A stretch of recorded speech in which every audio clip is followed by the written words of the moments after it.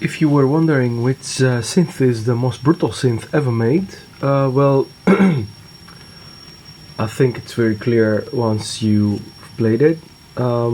It took me a long time because I know it became really rather popular, and I have an allergy against very popular things. But obviously, I knew it was a quality thing. It was just, 90% or more of the videos or examples that I would hear would be not brutal at all. Let's just say that. Well, it's very obvious. I mean, the reason I am making this video is because the moment Soma announced the Lyra-4, I got two of them for left and right to pun them, like I do with the Seattle Lombard stuff. The stereo field is extremely exciting for me in general. So having two machines that one play on the left and one play on the right is very, very important. Also because early electronic music is composed also in that paradigm. So the left channel and the right channel are two different channels where you can manipulate. And of course, the sound will scatter left and right in the stereo field. But it wasn't just about that. There were compositions who had a different composition made for the right side and a different composition for the left side. So, and that's very fascinating for me. And it tickles my brain, if you know what I mean. So, in this case, we just have one, because this is supposed to be a short, brutal video about the most brutal machine ever made. And of course, you can make all synths with distortions and fuzzes and all kinds of extra effects. You can make all synths brutal, but this is it is in its core brutal. Like, listen to this.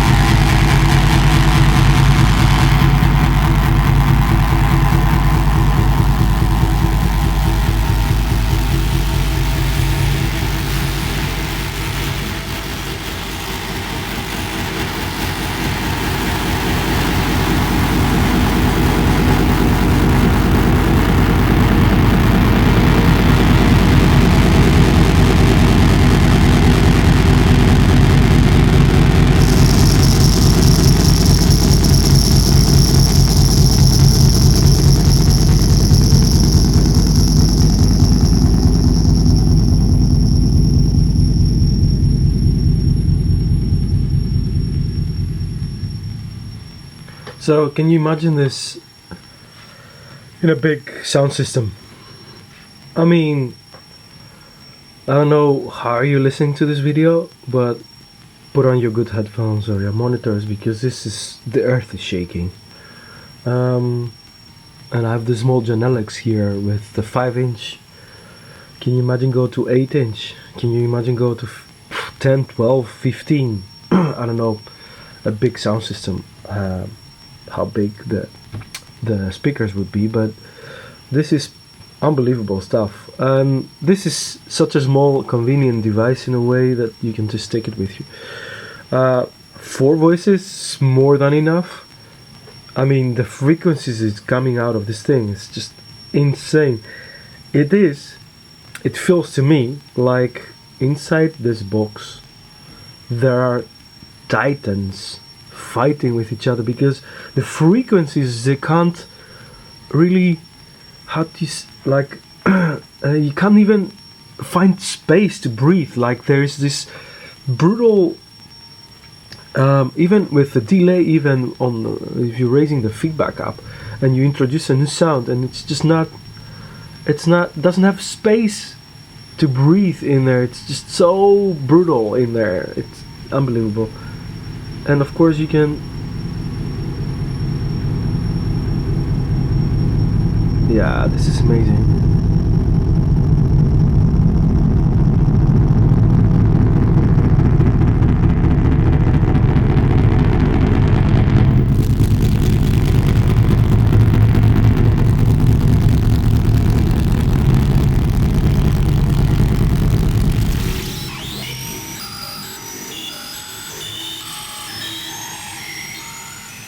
Yeah, incredible. You see, there's like all these sounds hidden in there. Like you just turn the feedback of the delay down, and there's like a whole new world of sounds, from feedback on maximum to feedback on 0. And there's this loud sound now, this loud, really high frequency peeping now. I don't know where it comes from, but you know, I guess it's coming from the Lyra-4. I will spare you some energy by turning the volume down. Yeah, so what I did was that every button has a different sound. Like this one has the noise.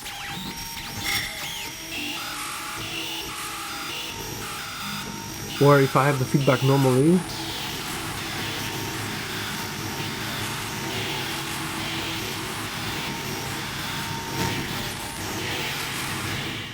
it is noise, kind of like noise, but it does get the pitch from the LFO, and it doesn't really get pitch from the LFO, right? I mean, it is an FMing. The LFO has a frequency modulating the frequency of the oscillator. This one is like the screamo voice.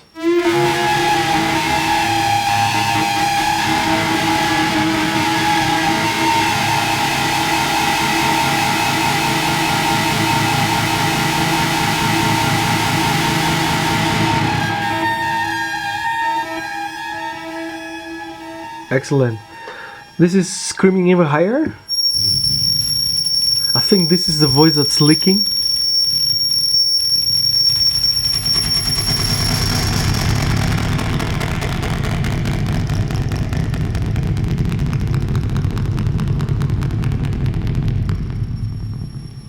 Excellent. And this is my big bass drone.